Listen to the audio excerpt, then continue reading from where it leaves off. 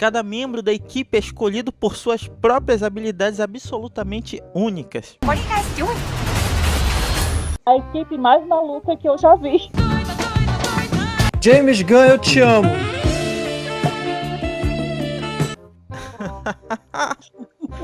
Muita gente, na verdade, né? Nossa. Galera, bom dia, boa tarde, boa noite. Bem-vindo a mais um podcast aqui do Hit Como, seu podcast semanal. E hoje com um tema bem legal, que é o Esquadrão Suicida, essa nova versão de 2021, que muita gente amou, muita gente odiou, mas que quase todo mundo assistiu, né? E aqui hoje eu tenho dois convidados muito especiais, o pessoal da casa mesmo. Temos a Denise. E aí, Denise, tudo bem? Eu, sim, você. Oi, Rodrigo, tudo bem? E temos, Olá. também temos o Rodrigo, o nosso grande cine aqui, o mestre dos esportes, né? Nossa, nem tanto assim. Valeu. Salve, galera. Bom dia, boa tarde, boa noite. Vamos falar de um filme que eu particularmente gostei demais, o Esquadrão Suicida. Eu vi esse filme no cinema 1 ano e 6 meses depois, em função da pandemia. E olha, no cinema que eu fui junto com a minha esposa, contando comigo e com a minha esposa, 15 pessoas apenas, eu pude contar, 15 pessoas na sala. Nossa, a pandemia mudou bastante as coisas, né? Com certeza. Então, galera, tirando as polêmicas de streamer, de cinema, filmes que foram pra streamer junto com cinema, coisa e tal, vou fazer uma pergunta pra vocês. E aí, foi melhor com o Will Smith ou sem o Will Smith? Começa aí. Eu só vou falar uma coisa pra você, cara.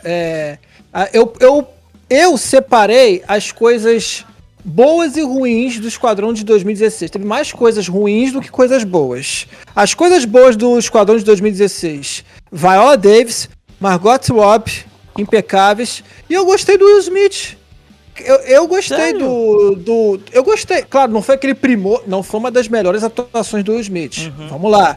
Mas eu tô falando comparando o Will Smith no papel do pistoleiro com outros personagens em volta daquele filme. Que, pra mim, muita gente ali foi um ponto fora da curva. O Coringa do Jared Leto foi muito prejudicado com o roteiro.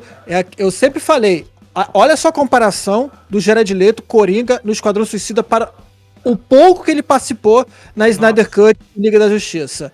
O Coringa, historicamente falando, ele foi criado para atormentar o Batman, acabar com a cabeça do Batman, porque são dois malucos. O Batman / Bruce Wayne é maluco e o Coringa também é maluco. Então um quer acabar psicologicamente com o outro. Como é que ele vai botar o Esquadrão Suicida pra confrontar o Coringa e vice-versa? Mas vai ser ali... Sim, aquela cena ali do Coringa salvando a Arlequina não tinha necessidade nenhuma. Pro roteiro foi zero. Fanservice, pra homenagem ao Coringa. Pô, mas que bela homenagem, né? Era melhor nem ter posto. Aí quando chega Zack Snyder com... Peraí, vamos botar o Jared Leto. Falei, cara, o que o Zack Snyder quer com o Jared Leto como Coringa, gente? Aí eu fui ver a cena toda, o diálogo do Batman com o Coringa, naquele pesadelo do Batman. Falei, gente, Nossa, é isso. É isso que deveriam ter feito com o Jared Leto no papel do Coringa. Acabou. Ele enfrentando o Batman, psicologicamente, luta corporal, sei lá. Acabou. Só isso que tinha que fazer. Então, três coisas que eu falei do bom do 2016, do Esquadrão Suicida. Agora, a versão atual, se você for levar o conjunto da ópera, teve o dedo do James Gunn ali, que eu falo. É só não colocar produtor, presidente, vice-presidente, neto, filho de Warner Bros. Pra atormentar a vida do diretor. O cara foi lá, o negócio é seu, tá? O James Gunn, então beleza. Ele simplesmente pegou o esqueleto do Guardiões da Galáxia e botou ali no Esquadrão Suicida. Você pode ver a apresentação do Esquadrão Suicida com aquela música... Pô, a trilha sonora do filme é maravilhosa. Nossa. Rock. Lembrou muito Guardiões da Galáxia, cara. Principalmente o volume 2. Muito bacana, mas muito bacana. Aquela apresentação dos personagens, sabe? O foco nos personagens, naqueles que morreram também logo no início do filme. E a trilha sonora tocando. Eu falei, pô, isso aqui é Guardiões da Galáxia. A diferença é que Esquadrão Suicida tem violência. Eu falei, pô, maneiro, cara. violento pra caramba, e não economizou, e estilo James Gunn também, sabe? Porque, claro que em Guardiões da Galáxia não fez isso porque é a Disney ali, obviamente não vai fazer isso. Então, se você for pegar, o roteiro é muito simples, a história é simples do Guardiões da Galáxia, então ele fez o seguinte, então peraí, vamos fazer o seguinte, vamos pegar a história, fazer uma coisa simples, nada de chamativo no roteiro pra não dar aquela volta ao mundo em 80 dias como eles fizeram no filme de 2016. Ele foi muito inteligente, James Gunn, porque o foco são vários personagens. Como é que você vai fazer uma história impressionante, incrível, com vários personagens, a não ser em Guerra Infinita, mas Guerra Infinita é uma outra coisa, né? Que já vem que é o universo Marvel durante anos se desenhando, então Guerra Infinita proporciona isso. Esquadrão Suicida, não. Então James Gunn pensou, vamos pegar esses personagens aqui, botar em um grupo, e cada um vai ter a sua importância, fazer aquelas piadas, humor cômico, humor negro, pega a Arlequina depois lá pra parte final do filme, põe ela junto com os caras, deixa a Arlequina, já que a Margot Robbie, porra, a Arlequina é sensacional, né? Deixa a Margot Robbie brilhar sozinha primeiro, olha essa cara do cara, deixa ela brilhar sozinha, porque ela é uma das estrelas do filme. Aí depois põe ela pra atuar junto com a galera lá do Idris Elba e etc. E funcionou pra mim. Sim. Funcionou. Cara, Idris Elba, incrível. Ótimo ator, gente. Ele manda muito, cara. Ele foi o cara do filme, junto com a Margot Robbie, Viola Davis, o Tubarão, o cara lá das bolinhas. Não teve ninguém ali que, tipo... Não teve ninguém, tipo... Caraca, esse cara foi ruim, esse aqui foi... Não!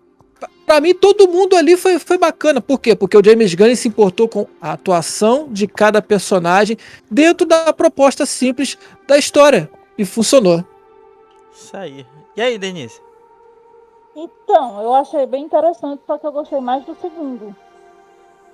A questão dos personagens e o desenrolar em si, eu preferi o segundo.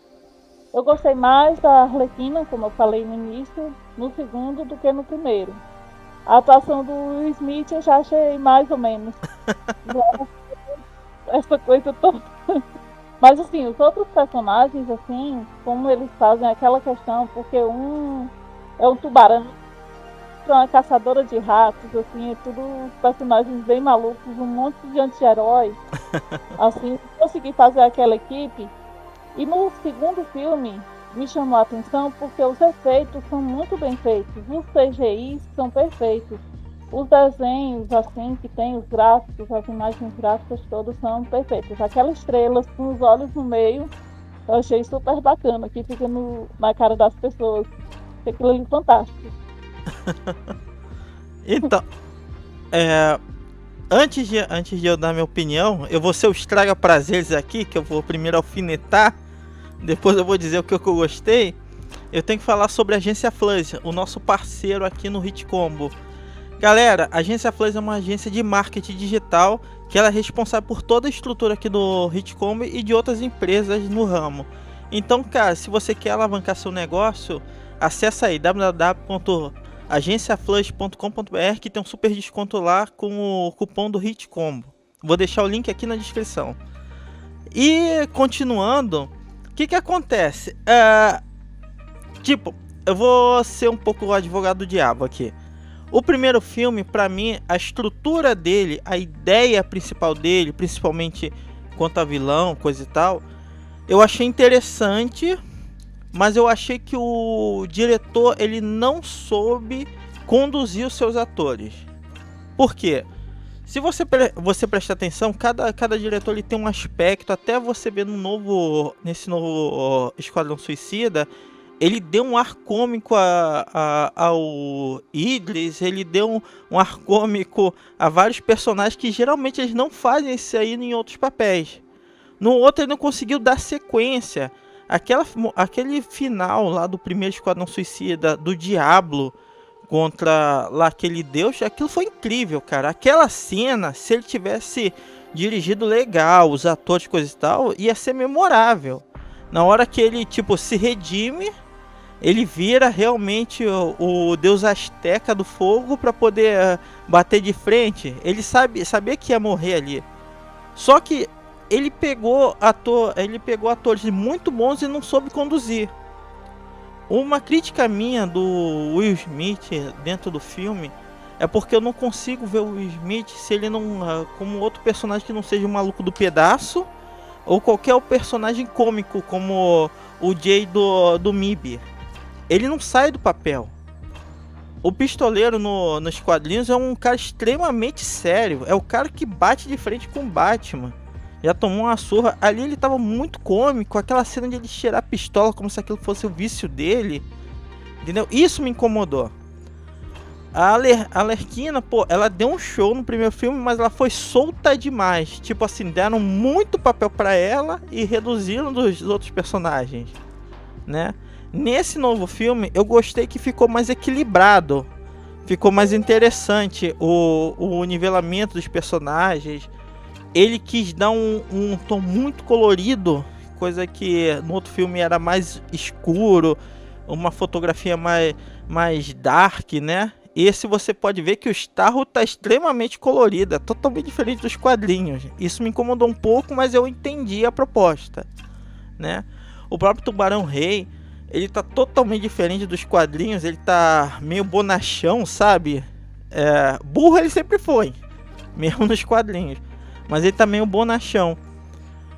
A questão é a seguinte. Eu senti que esse Esquadrão Suicida, ele foi mais uma resposta pra Marvel do que um filme pensado pra ter continuação. Você pode ver até pela própria camisa do Capitão Flag, né? General Flag, Capitão Flag. Eu esqueço o nome dele. Rick Flag. O Rick Flag, aquilo ali era uma tirada diretamente para Marvel. Quando ele fala ali que alguma coisa mais ou menos dentro da coisa que é sobre oportunidades, que a Marvel perdeu a oportunidade deles, né, em montar um novo Guardiões da Galáxia, e a Warner aproveitou. Você vê até estilizado, perna longa com a capa do Superman ali, né?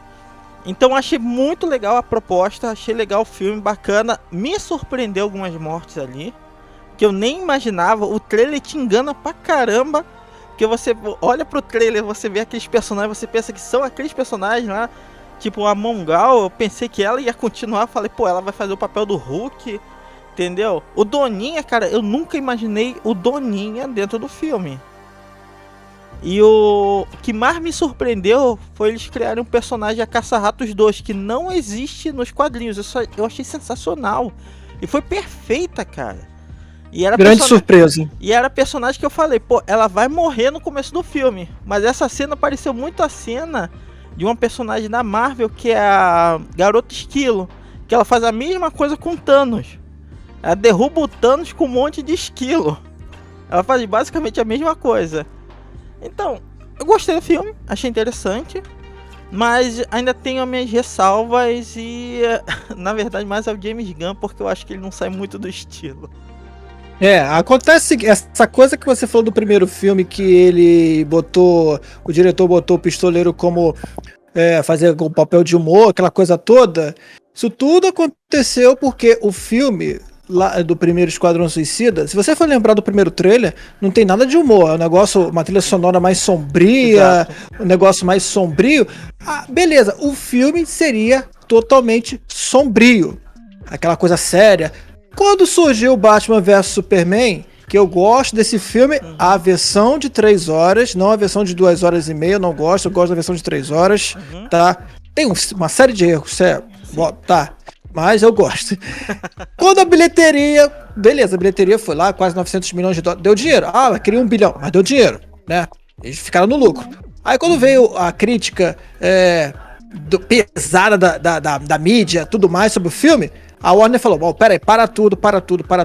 Essa coisa de sombria não tá dando certo. Aí chegou lá pro diretor do Esquadrão Suicida, meu filho, o negócio é o seguinte, a gente vai ter que mudar isso aqui. Peraí, vai mudar? Tô filmando aqui.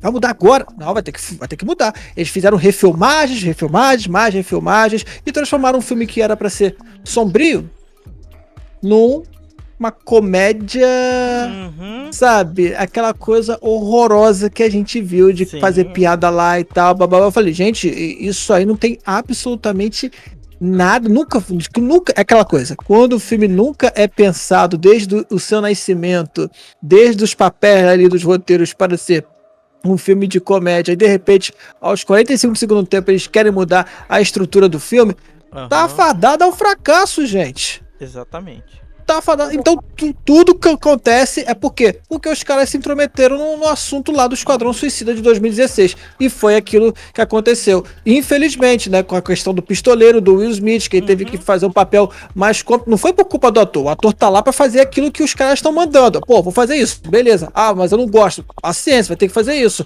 O Val Kilmer, quando fez o Batman Eternamente, ele fez... Tá bom, vou fazer o Batman e tal... O filme todo ele ficou com aquela cara emburrada. Pô, tô fazendo Batman, Bruce Wayne. Que coisa chata, sabe? Poxa, mas eu tô ganhando dinheiro. Ah, não gosto desse personagem. Enfim, até George Clooney interpretou melhor do que ele, cara. Que vergonha, cara. Que vergonha, gente. Mas é isso. Pode falar, Denise. Então, assim, eu achei bem... o primeiro eu achei bem mais fraco, assim... Até me lembrou um outro filme que a gente assistiu recentemente que também teve essa mesma vertente, só que nesse ele é meio que uma continuação ou até mesmo um reboot, como já foi colocado mesmo, porque ele começa juntando aqueles personagens todos para formar a equipe, começa igualzinho, até certo ponto. Aí do nada, ele já muda totalmente a estrutura do filme em um determinado ponto, que é aí que dá o plot twist do filme, que aí já vira totalmente o contrário do que foi o primeiro. Porque a partir do momento que ele mostra aquela parte mais violenta, muito sangue, muito tiroteio, à vista do que foi o primeiro, o roteiro que foi do primeiro, então é muito fraco o primeiro em vista desse segundo. Até na questão dos efeitos, na questão da ação, fazendo uma rápida comparação aqui entre os dois, a ação e a questão da violência, o segundo vai muito mais além do que o primeiro. Exato. O que eu gostei, assim, uma coisa que eu achei fantástica no filme foi a quantidade de easter eggs que tem no filme. Foi fantástico, desde o John Oster, né, que é o criador do Esquadrão Suicida, que estava lá logo de começo. Eu só não lembro o nome do professor que ele tava lá, Dr. Fitz, acho que é Fitzgerald, alguma coisa assim.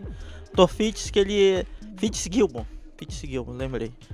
Que ele faz o cara que bota implante ali dentro do pensador, não. Tenta me lembrar o nome do personagem, se vocês lembram. O primeiro que aparece, aquele cabeludo, esqueci o nome dele, cara. Ninguém é o Sábio? O Sábio. Já tava fugindo a memória aqui também. Também de longa data, do amigo do James Gunn, desde aquele filme Seres Rastejantes, se vocês já assistiram, né? Todo filme do James Gunn ele tem que aparecer lá, de alguma forma, né? No Guardiões da Galáxia, tava lá como vamos dizer, o padrasto do Senhor das Estrelas, tava lá. Eu gostei muito das referências, teve muita coisa legal, desde Corto Maltese, que foi a ilha lá, que apareceu no Batman Cavaleiro das Trevas, lá do Frank Miller, né?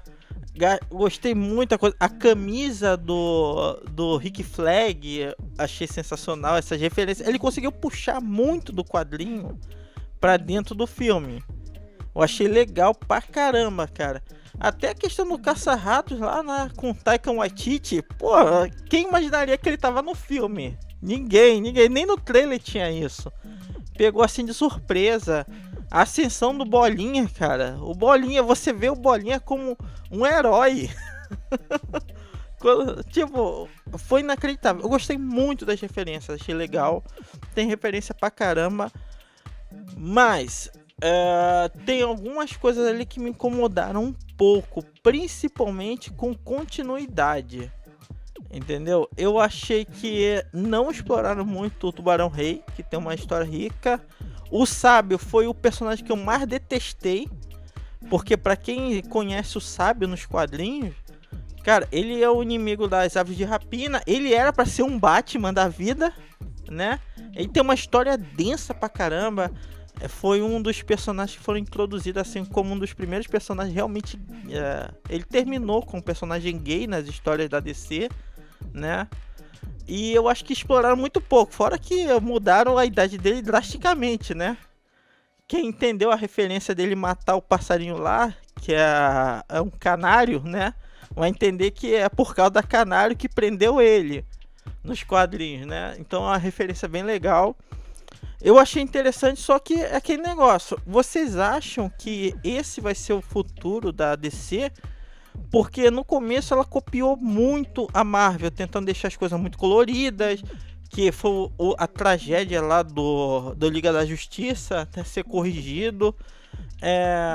A deturpação lá do Coringa, que eu tenho quase certeza que no primeiro filme do Esquadrão Suicida foi por influência do que tá acontecendo com a Marvel. Tipo, até o próprio ator ficou revoltado com aquilo. Pô, foi um absurdo você ver a diferença dele no Esquadrão Suicida de 2021, absurdamente diferente. Vocês acham que esse vai ser o futuro da DC? Ela vai seguir essa linha? Ou só foi um tiro de sorte pelo James Gunn? Bom, vamos lá, vamos por partes aqui. Agora a Warner Bros. DC tá com o James Gunn.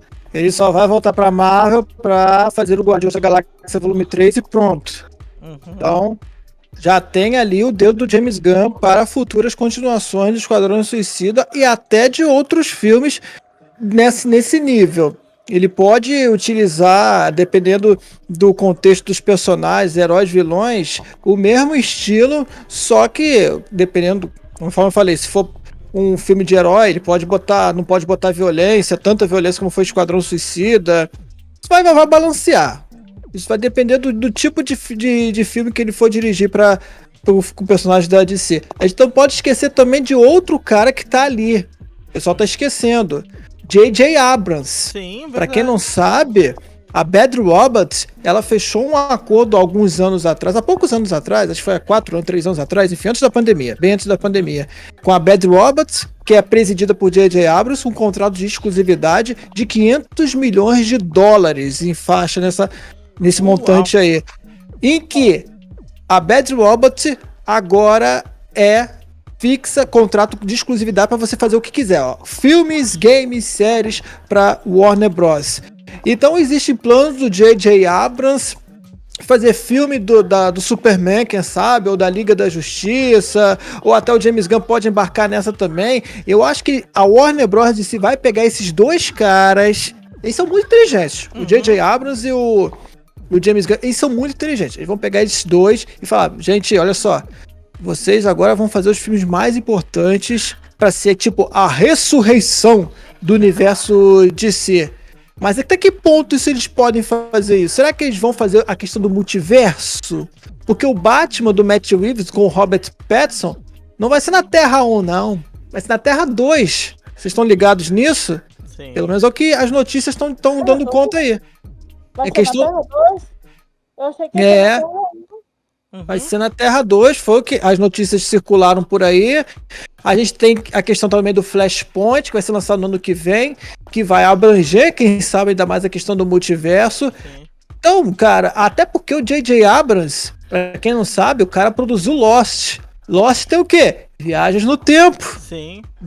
O que o James Gunn, Guardiões da Galáxia, não é viagem do tempo e tal, não é multiverso, que no momento os dois filmes não mexeram, mas eu quis dizer na questão de que os personagens, eles viajam pra lá e pra cá em vários planetas diferentes, sabe, para enfrentar os inimigos, tem essa questão também. Então os dois têm experiência nessa questão do multiverso, de viajar para linha do tempo do passado, do presente e do futuro. Vai ter muita coisa, isso vai depender muito da questão do Flashpoint. Se Flashpoint ano que vem fizer sucesso e realmente for a porta de entrada do multiverso da DC nos cinemas, pode ter certeza, gente, meus camaradas, que eles vão colocar em muito a prática do multiverso que a Marvel está utilizando agora nas suas séries e nos seus filmes. Então, porque a DC, cara, tem ali um diamante bruto nas mãos, que é o multiverso, utilizou nos quadrinhos muito bem. Por que ele não pode utilizar? Até hoje utiliza a questão do multiverso. Ela pode muito bem fazer filmes tratando desse assunto. E, então, não tem a menor dúvida, vai depender do Flashpoint. Mas eu acho que tá na hora realmente da Warner Bros. DC Comics colocar o multiverso ali pra rolar. Ainda mais explorando e muito o J.J. Abrams e o James Gunn. Uhum. Com certeza.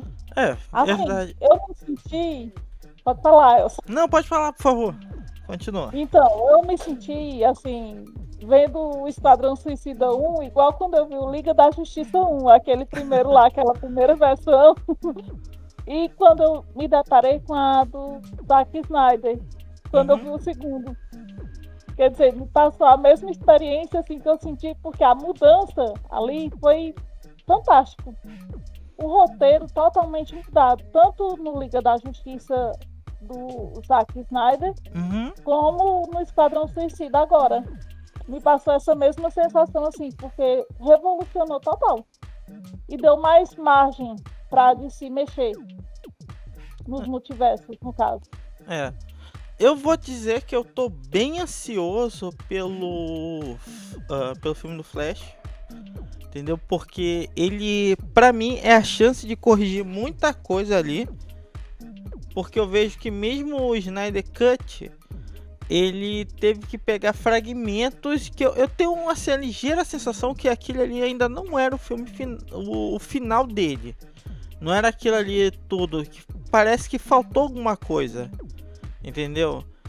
Então eu acho que essa nova linha, porque se você pegar o Esquadrão Suicida, ele descola completamente de qualquer outro filme da DC, né? Seja o Batman, seja a Liga da Justiça, ele não faz contraponto nenhum. E as referências são assim bem vagas, então você não sabe quem é o Batman que aparece ali, o Batman do Esquadrão Suicida, entendeu? Então eu tô muito ansioso pelo filme do Flash como meio que um reboot. Talvez os 952 do universo cinematográfico, né? Então, eu acho que tem essa tendência de J.J. Abrams, eu acho que vai fazer um trabalho assim sensacional. É uma coisa que eles já procuram muito nos quadrinhos e talvez trazer isso para os filmes, né? Mas eu ainda tenho um certo receio quando eu terminei de assistir o Esquadrão Suicida, de ele tá muito parecido com Guardiões da Galáxia. Teve várias cenas ali que elas eram similares, entendeu? A questão deles andando, tudo bem que tinha a bandeira dos Estados Unidos lá atrás, mas aquela cena parecia muito a primeira cena do Guardiões da Galáxia, quando eles se reúnem de verdade como equipe. A questão do final meio que heróico, entendeu? Aquilo me incomodou um pouco, porque eles ainda eram vilões e, tipo, o Tubarão Rei nos quadrinhos nunca ia pensar em ajudar ninguém, nunca. A não ser que tivesse algum interesse, né? Lembrando que ele já traiu o Esquadrão Suicida algumas vezes, né? Então, eu ainda acho que eu tenho esse receio. Eu gostei do ritmo de, pô, teve sangue, cara.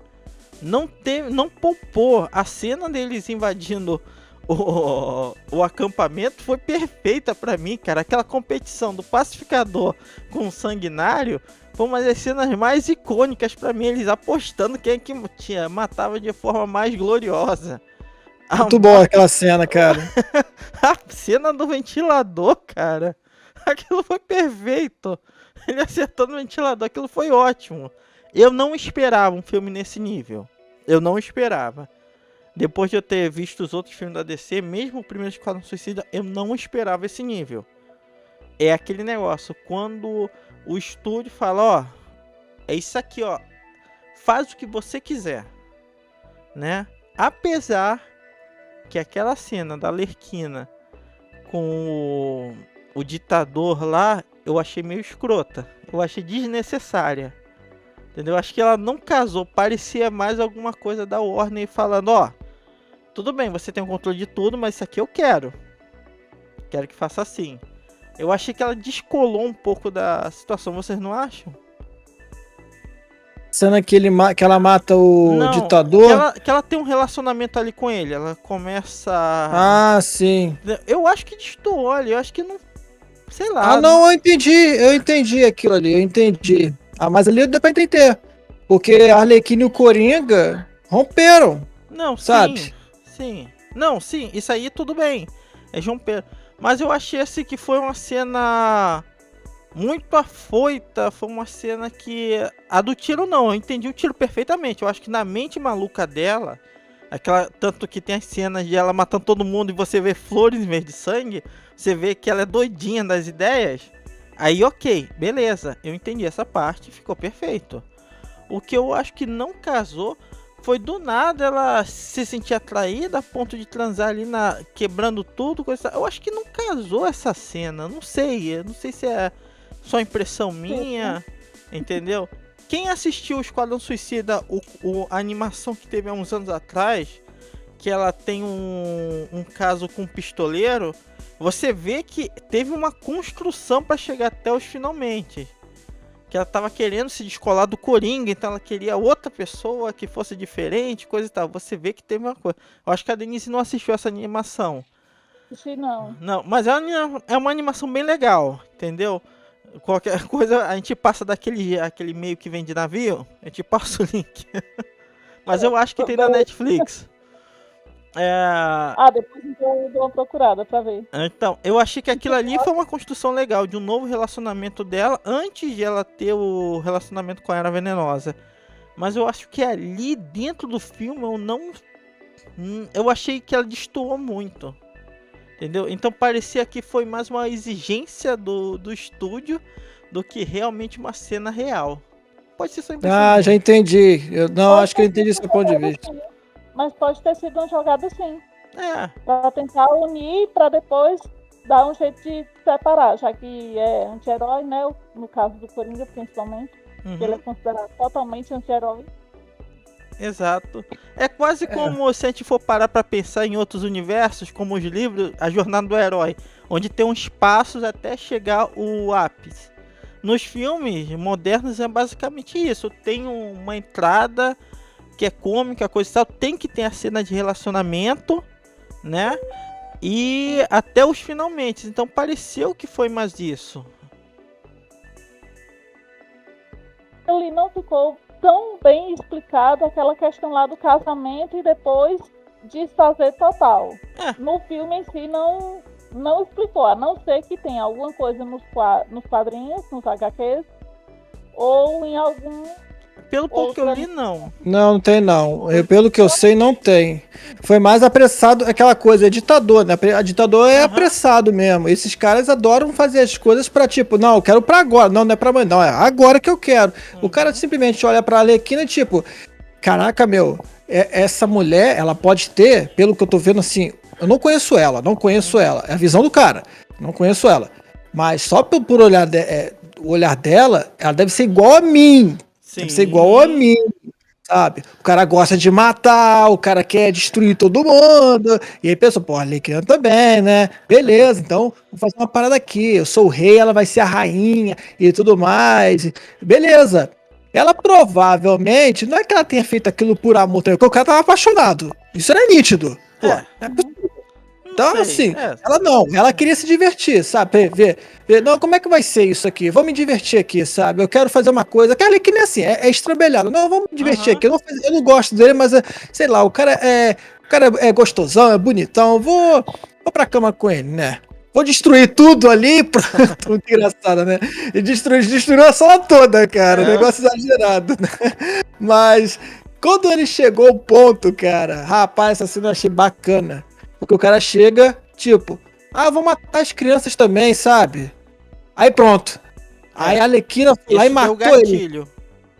Tipo, ele pensou que a Arlequina fosse dessas mentes que ele... exatamente do jeito que ele pensa. Só que a Arlequina, se a gente for ver o contexto geral da situação, cara, a Arlequina alguma vez matou criança nos quadrinhos? Não. Na verdade, ela tem um senso materno absurdo. Teve uma linha do Injustice, que ela tem a filha com Coringa. Teve uma linha na animação antiga do Batman, que ela tem um filho. Ela, na verdade, é muito pelo contrário. Na verdade, a Arlequina, eu acho que ela não é exatamente a pessoa má. Ela é desequilibrada e ela o Coringa aproveitou dela. Aproveitou disso, fazer tudo por ele, né? Isso aí. Tanto que o Batman sempre tá dando chance a ela, né? Essa é a verdade. Você vê Injustice nos games, jogou o game completo, Sim, né, Elson? sim. O primeiro e o segundo. Pô, é clássico aquilo, cara. O Batman tá lá, querendo destruir o Superman. Aí, caramba, Coringa morreu. E agora? Não, vamos pegar a Arlequina. Mas a Arlequina não tem mais o Coringa, então ela vai ficar boazinha. Então, não é assim, né, gente? Quando a pessoa fica completamente desestruturada mentalmente, pra voltar ao normal é complicado. O Batman pensou, cara, eu não vou deixar a Arlequina, quer dizer, eu não vou conseguir fazer a Arlequina voltar ao normal. Só que tem um detalhe. Como ela tá ciente de que Batman é inimigo do Superman em Injustice, e foi o Superman que matou o Coringa, naquela cena lá e tal, a Arlequina falou, pô, não tem outra escolha, cara, vou ficar aqui sozinha. Sim. Vou unir ao Batman. E aí o Batman, tipo, claro que tem pessoas ali dentro ali do grupo do Batman, pô, Arlequina, cara, como assim? Não, o Batman fala, não, olha só, a Arlequina não vai ficar do lado da gente, ela quer destruir o Superman matou o Coringa, cara, pô, você vai ficar ao lado do cara que matou o amor da vida dele? Não, vai ficar contra ele, contra o Superman. Sim. Então, não teve jeito, Arlequina. Foi a mesma coisa, por exemplo, que aconteceu no Liga da Justiça Snyder Cut. Aquela cena que o Batman e o Coringa estão lá dialogando, aí o Batman fala pro Coringa, quando eu segurei a Arlequina, ela me suplicou, ela me implorou para que matasse lentamente, tal. E o Coringa ficou assim, caraca. Mas, tipo, aquela cena dá a entender que foi o Batman que matou a Arlequina? Eu acho que não foi o Batman que matou a Arlequina. Não, acho que não. Não foi. Eu acho que foi aquele processo da pré-Darkseid dominar o Superman. Não, né? Quando o Darkseid dominou o Superman, o Superman deve ter matado a Arlequina. Sim. Pode ter sido isso que aconteceu, sabe? Porque ali, tipo, o Batman carregou nos braços a Arlequina. Não foi o Batman que matou a Arlequina, porque naquela altura do campeonato, mesmo que o Batman estivesse doido, tipo, marcando os Batman cruel do Ben Affleck, tipo, Batman vs Superman, o Batman cruel, marcando os bandidos e tudo mais, ele nunca ia chegar ao ponto de, tipo, vou matar o inimigo. Ele não matou o Coringa. É porque muita gente falou, não, porque foi o Batman matou a Arlequina. Não, o Batman não matou a Arlequina. Não. O máximo que pode ter acontecido foi o Superman ter matado a Arlequina ali. E foi por isso que veio aquele diálogo lá, que a gente procurou entender um pouco do contexto. Então, cara, por isso que eu peguei essas coisas para entender a cabeça da Arlequina nesse filme do Esquadrão de 2021 e aquela cena com relação ao ditador. A Arlequina, ela tem aquele espírito do tipo, pô, eu ficar lá do Coringa e vou querer atazanar o Batman também. Mas, pô, com relação às crianças, cara, eu não vou fazer isso. Aliás, cara, pra quem não leu, tem uma história do Batman que ri, que o Elson conhece, né, Elson? Conheço. Batman que ri. A Denise não conhece, não.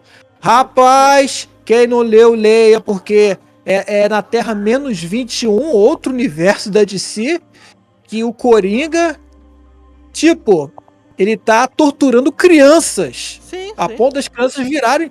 Você vê como é que são... Aí não é nem o Coringa, né? É a fusão já, né? Porque eu acho que não foi o Coringa que torturou.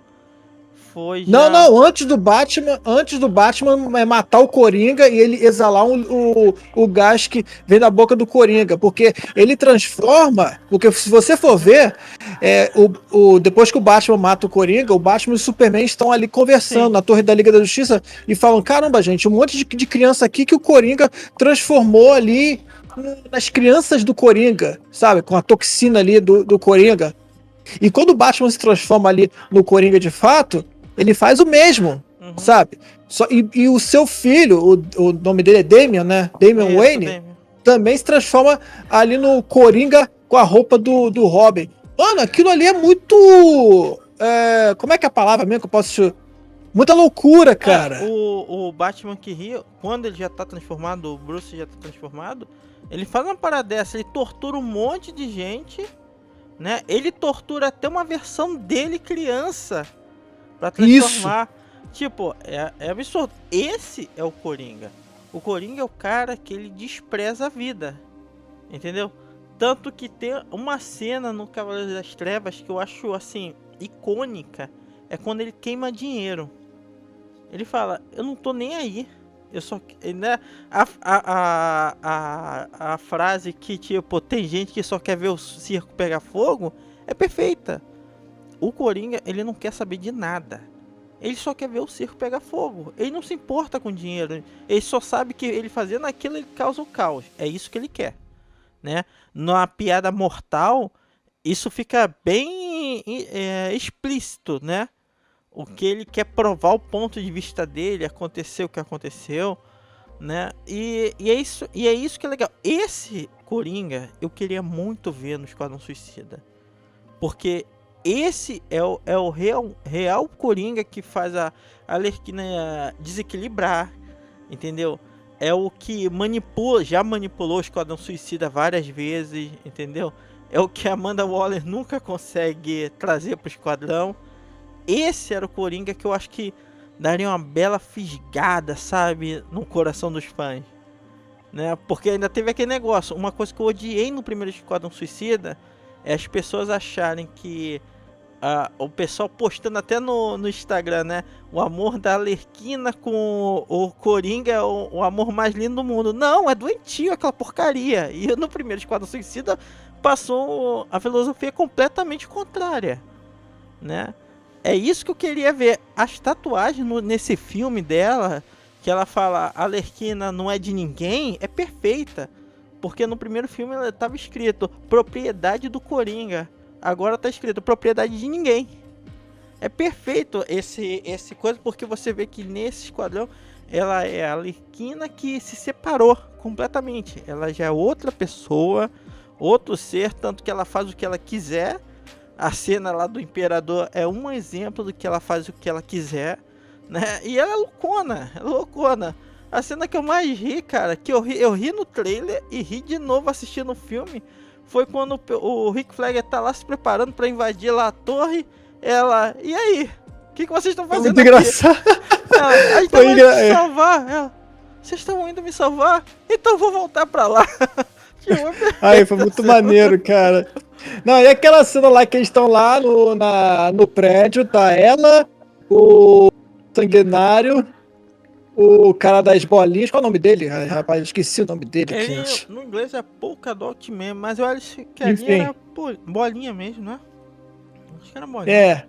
E o tal do Milton lá, o Milton morre, aí o cara, ele morreu e tal, aí, quem? O Milton? Quem é esse Milton? Ele tava aqui o tempo todo, a Arlequina. Quem é Milton?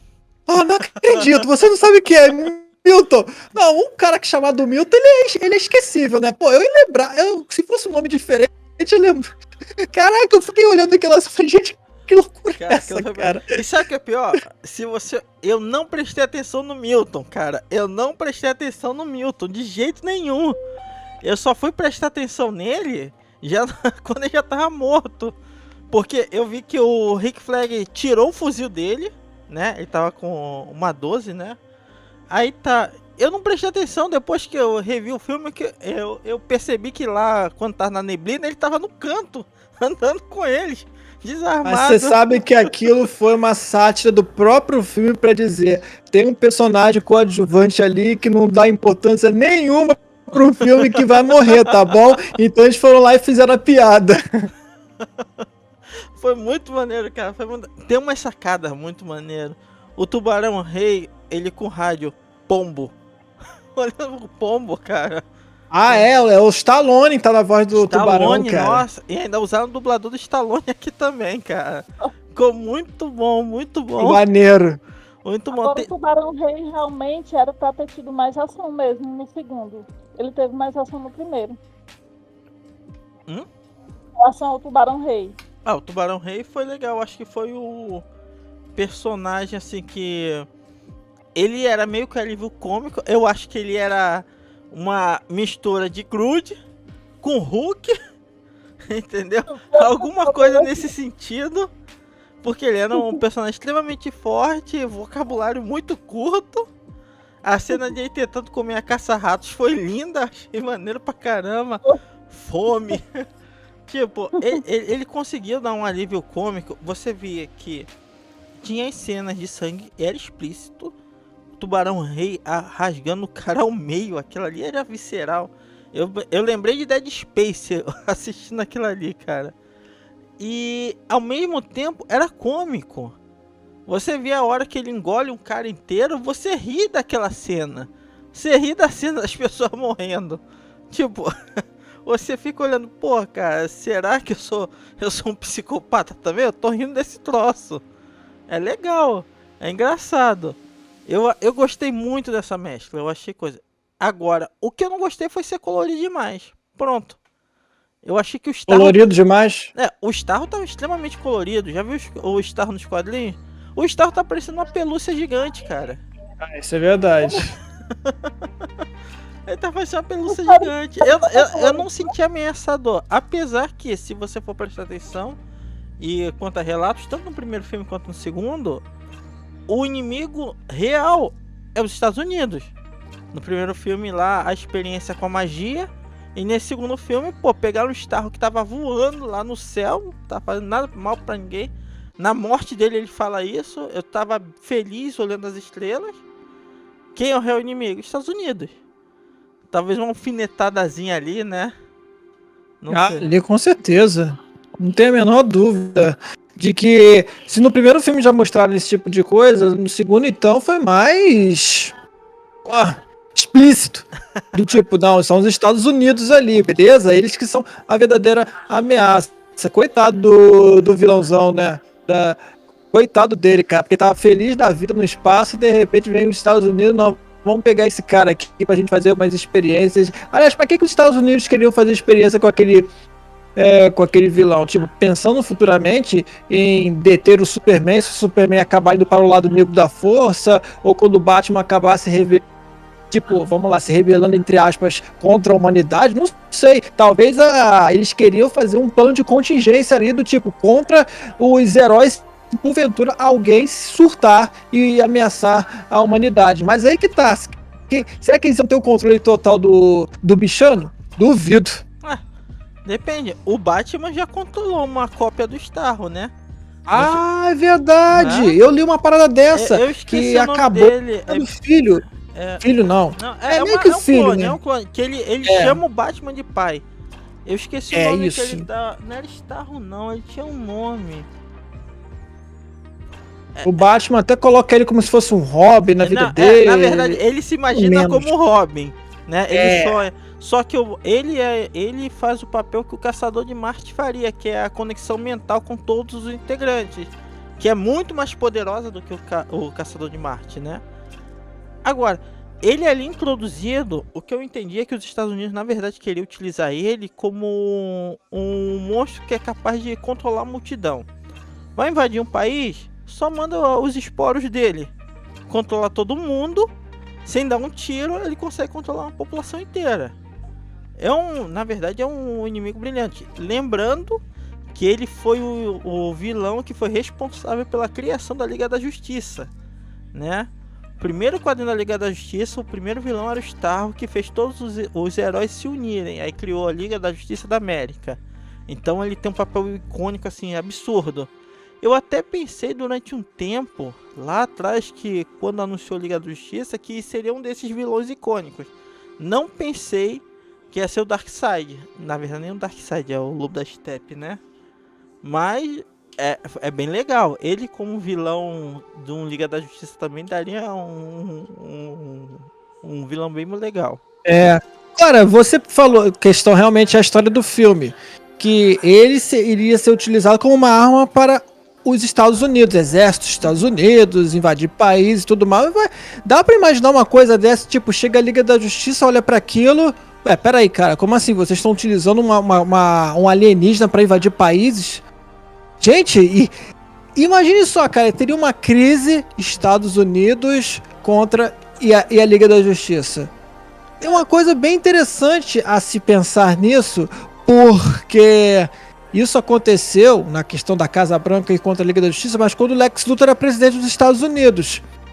Na Liga da Justiça Animação, o Lex Luthor matou o Flash na Casa Branca, nos arredores da Casa Branca, e aí houve uma guerra e assim a Liga da Justiça virou os Lordes da Justiça. História fantástica, diga de passagem. Sim. É outra questão que poderiam utilizar no multiverso. Dá pra imaginar uma questão dessa, tipo a Liga da Justiça vendo que os Estados Unidos estão utilizando aquele alienígena pra invadir os países e tipo, pô, pera aí, cara, vocês estão malucos? Não é assim que... Tá travando. Que o... Tá travando. Tá Tá travando. tudo. Tá travando. Tá travando? Agora voltou. Voltou. Normal agora. Essa internet aqui, mas voltou normal. Então, aí isso lembra um pouco também a questão assim dos heróis serem contra a guerra, o filme do Superman 4. Que o Superman, embora o filme é ruim o filme, mas tem uma questão muito importante ali que o filme coloca, que é o Superman se oferecendo para tirar as armas da guerra, tipo, desarmar os países para que as guerras não aconteçam mais. Sim. Tem essa coisa, sabe? Tipo, a Liga da Justiça, comandada pelo Superman, ser contra a guerra, e os Estados Unidos, o país que eles tanto defendem, acabam fazendo uma guerra em outro país, contra outro país, utilizando uma raça alienígena. Cara, eu acho que isso iria cair muito bem para um filme futuro, e até principalmente na questão do multiverso. Pô, é verdade. Não, Rodrigo. Então, você citou o Lex Luthor, me veio uma cena que tem em Supergirl mais ou menos isso aí que você citou. Na própria série tem, acho que na primeira ou na segunda temporada, se não me engano, tem alguma coisa semelhante, porque lá eles pegam alienígenas, que lá tem aquela parte lá do multiverso, e que eles lidam com os alienígenas. Tem até lutas lá que fica a população dos Estados Unidos, é bem parecido com o que você falou. Só que isso em relação a Supergirl. Nos filmes mesmo, eu acho que ainda não foi nada desenvolvido em relação a isso. Mas seria bem interessante se fosse colocado sim no cinema. Alguma coisa relacionada à Liga da Justiça. Em outras mídias já aconteceu alguma coisa parecida. Pra quem lembra do SBT, ou aquele animação do SBT, o Liga da Justiça, teve uma cena de invasão que é de uma outra raça que o Superman chegou a desativar todo o sistema de mísseis dos Estados Unidos e outros países. E eu acho que o mais icônico assim dos Estados Unidos contra algum super-herói do mundo é o Batman Cavaleiro das Trevas. Pra quem lembra lá da versão do Frank Miller, o Batman envergonhou tanto os Estados Unidos que ele sozinho conseguiu defender Gotham, né, sem a ajuda do governo, que o Batman era totalmente anarquista, que eles tiveram que mandar o peso pesado pegar ele, que era o Superman, né? E se notar, a gente sempre tem alguma pontinha, às vezes não tão inserido, tão forte como essa representação que apareceu aí no Esquadrão Suicida, mas a gente sempre tem essa pontinha de alguns escritores de botarem literalmente o governo contra os heróis. Porque é aquele negócio, o governo ele quer controle, quer poder, é isso, ponto, né? E os heróis eles ficam naquele negócio, ele é herói do mundo ou herói dos Estados Unidos, né? A gente via muito esse contraponto quando Liga da Justiça chama Liga da Justiça da América, né? Aí quando eles cortaram um pouco isso nos quadrinhos, botaram Liga da Justiça, passou a ser global, né? Você tinha muito aqueles heróis americanos, coisa e tal. A mudança dos trajes dele para cores mais neutras, você via esse desligamento. Eu acho que nesse sentido, os quadrinhos da Marvel ainda são um pouco melhor, porque sempre tá ali governo contra os heróis. Sempre, você vê o Guerra Civil, coisa e tal, sempre tá ali. Na DC, eu acho que fica muito pro termo Guerra Fria. Tipo, é possível, pode estourar a qualquer momento, né? Mas nunca foi aos finalmente. A questão da Amanda Waller nesse Liga da Justiça eu acho interessante. Principalmente nisso de ela querer ocultar, né? mas ficou discrepante algumas coisas que ela fez nesse segundo, quer dizer, que ela não fez nesse segundo que ela fez no primeiro. Por exemplo, pra cobertar, no primeiro ela mata a equipe todinha dela. Ela pega a arma e mata todo mundo. Essa cena é icônica. Essa cena foi linda no primeiro filme. Eu gostei pra caramba. Porque nos quadrinhos ela é assim. Ela perdeu os filhos, perdeu o marido pra criminalidade. E a filha dela, se eu não me engano, nos quadrinhos ela foi violentada, morta e ela se vingou. Ela é fria, ela não pensa em mais nada. Ela pensa que os Estados Unidos tem que ser salvo. Nesse segundo, eu não gostei que alguém deu uma porrada na cabeça dela, ela levantou e não fez nada. Tipo, ficou mais bobo, né? Eles tinham uma premissa muito melhor, que era defender o governo. Aquela equipe ali é descartável para ela. E eles sabiam disso tudo. A cena que aquele cara que nos quadros ele é piloto, que ele olha lá pro pacificador recuperado, falaram que ele foi um herói. Ele falou, herói nada, né? Nunca iria acontecer isso, porque a Amanda ela ia apagar as provas, ela ia matar eles ali antes de eles falarem alguma coisa pro mundo, né? Então é uma premissa muito boa para próximos filmes, principalmente Liga da Justiça. Ainda mais com Apocalipse entrou na Terra, tem armas que caíram lá, os Estados Unidos com certeza pegou algumas armas de Apocalipse, né? E assim por diante. Agora a dúvida é se a Warner vai utilizar a história da Liga da Justiça Snyder Cut, né? No Pesadelo do Batman, tal. Eles poderiam utilizar no Flashpoint, na moral, sabe? Já que Flashpoint poderá mexer com a questão do multiverso, vai mexer, porque vai ter o Batman do Ben Affleck, o Batman do Michael Keaton, então não tem jeito. Eles poderiam utilizar também uma parte ali do Batman, o Pesadelo do Batman, do tipo, caraca, meu, o que aconteceu aqui agora? Não, esse aqui é o futuro em que o Superman é dominado pelo Darkseid, beleza? E aí a gente fica sem escolha, a gente vai ter que se unir contra o Superman para tentar fazer com que a Terra volte ao normal. Pô, e aí o Flash, para quem leu o quadrinho do Flashpoint, eles... O que acontece no Flashpoint? Por que tem a saga Flashpoint? Porque ele fica, pé da vida, lá no túmulo da mãe dele. Não foi isso? Me refresca a memória. Ele tava lá no túmulo da mãe dele, e aí ele ficou sentimental, ele correu mais do que devia, e simplesmente ele viu a mãe dele do nada e falou, caraca, meu, onde é que eu tô? Tipo assim, só você tá viva? Você não tava morta e tal? E esse mundo que ele simplesmente mudou...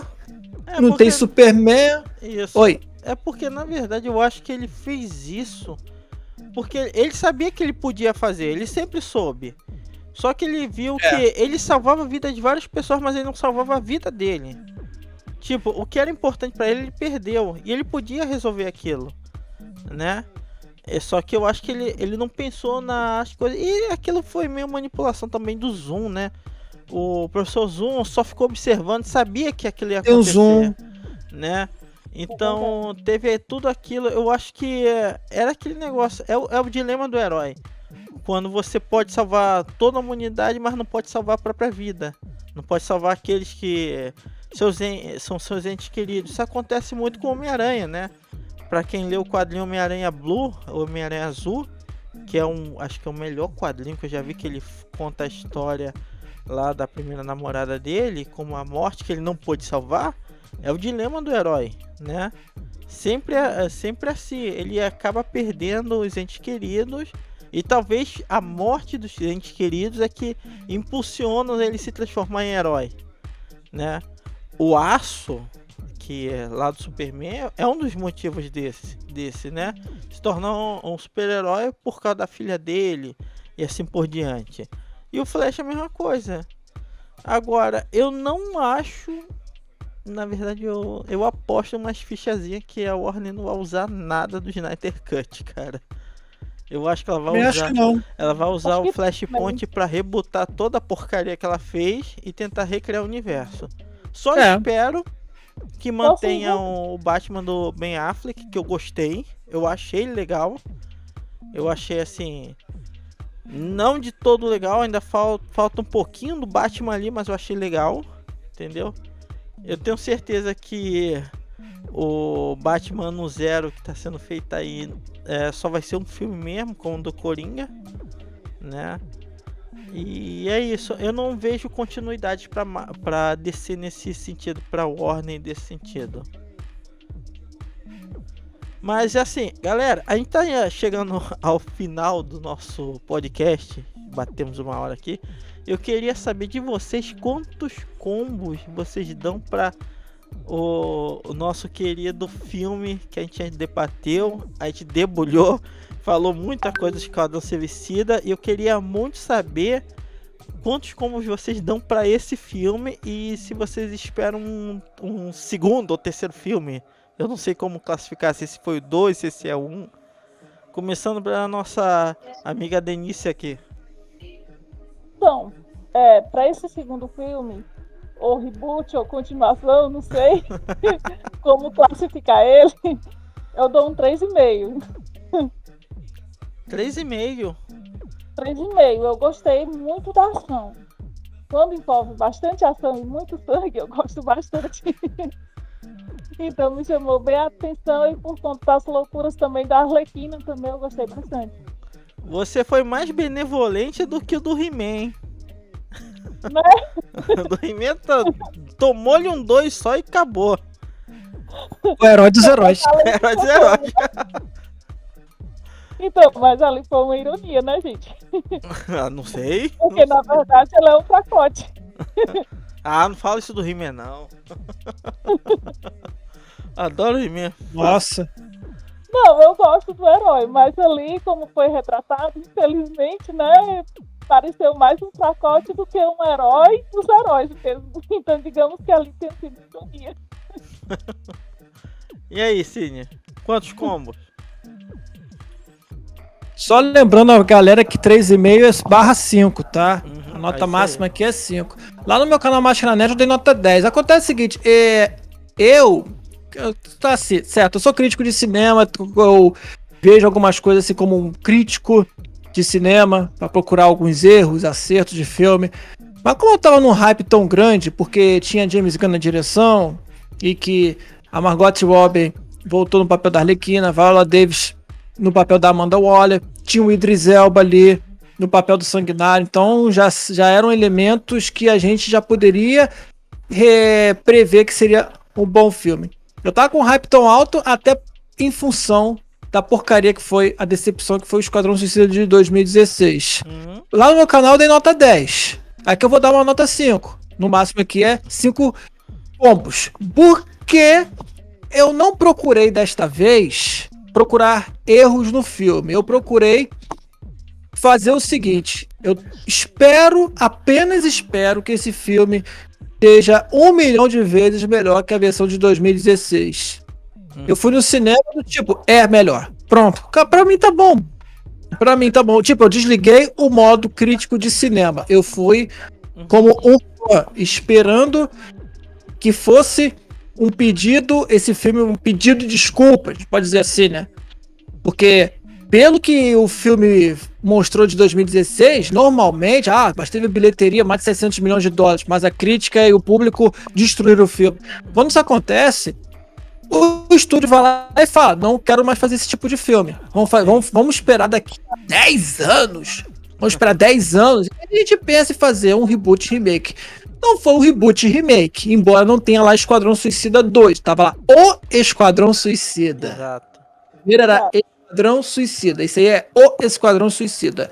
Mas eu não considero um reboot remake. Eu considero uma continuação não direta. Não direta, porque eles utilizam lá 4 personagens que apareceram no primeiro filme. Não é uma continuação direta. Ele pode se passar 1 ano, 2 anos, 3 anos depois do acontecimento do primeiro filme, mas eles não citam de fato os acontecimentos do primeiro filme. Vocês perceberam isso enquanto estavam vendo o filme. Então, como eu desliguei o modo crítico de cinema, eu liguei o modo fã, porque eu estava esperando que o filme fosse, e realmente pra mim foi 1 milhão de vezes melhor que o filme de 2016. Lá no meu canal no Máscara Nerd eu dei nota 10, e aqui eu vou dar nota 5 sobre 5. Só do filme ter sido muito, mas muito melhor e muito mais coerente do que o de 2016 já vale pra minha nota alta. Isso aí, bacana. Cara, eu vou dar uma nota 3, Acho que eu fui até um pouquinho pior do que a Denise. Porque, assim, em questão de divertimento, eu gostei do filme, achei legal. Achei curto o filme. Eu acho que daria pra estender um pouquinho mais, né? Eu achei que teve muitas boas referências, mas talvez referências demais que te obrigam a assistir outras mídias. Por exemplo, a cena da Arlequina com ela matando todo mundo naquelas flores foi direto do Aves de Rapina, né? Pra quem assistiu Aves de Rapina entendeu aquela cena. Acho que foi mais explicada lá do que aqui, entendeu? A loucura dela. Teve alguns personagens que eu sei que Esquadrão Suicida, todos eles nascem pra morrer, né? Essa é a grande verdade. Mas eu achei algumas mortes não justificadas, né? Mas de um modo geral, comparado ao primeiro, ele é muito superior. Talvez eu diga que ele é o melhor filme da DC até agora. Eu coloco o Snyder Cut junto, que o Snyder Cut foi bom, mas ele foi um tapa-buraco, né? Ele foi um sofrimento para se nascer e nem pode ser levado como um filme de verdade, já que estão descartando a possibilidade de continuação e ele deixou muita coisa para continuação. Duvido que isso vai acontecer, né? Pena. É uma pena. Então eu acho que ele foi o melhor filme porque ele foi uma tacada certeira, entendeu? Divertiu pra caramba e é o melhor filme da DC pra mim nesse momento. Eu não coloco o filme do Coringa nessa aposta, nessa comparação, porque eu acho que a vibe dele é completamente diferente. Ele não foi feito para se unir ao universo dos outros filmes, né? Dentro desse universo, o Esquadrão Suicida 2021 foi o melhor. Eu vou dar uma nota 3, porque eu sou chato, entendeu? Sou chato pra caramba, não gostei das coisas muito coloridas, mas tá ok. É um filme que você vai chegar, vai assistir, vai te satisfazer, entendeu? É aquele filme que você não precisa pensar. Você não assistiu nada, não conhece Esquadrão Suicida, não tem problema. Senta a bundinha lá na cadeira, assiste que vai valer a pena, né? E agora eu vou me despedindo. Eu vou agradecer a todo mundo que participou aqui. Lembre-se de curtir, compartilhar. Ou eu vou pedir para os outros falarem sobre seus canais, sobre as suas redes sociais. Mas lembrando que o link vai estar aqui na descrição, tá? Meu muito obrigado e vou deixar a palavra aqui com meus amigos. Muito bem, primeiras damas. Então, boa noite, boa tarde, bom dia, galera. Então, quem quiser curtir algumas dicas lá na minha página, Dicas Filmes Séries, lá no Instagram. Dê uma passada lá. Bom, galera, valeu pelo podcast, muito bom falar de Esquadrão Suicida. Pra mim, um dos melhores filmes da DC, né? Pô, James Gunn ali arrasou com o filme e espero que ele continue por mais e mais tempo aí na DC. Aliás, estão falando aí que ele pode dirigir um novo filme do Superman. Como é que seria James Gunn dirigindo um filme do Superman, cara? Rapaz, isso é uma coisa interessante, hein?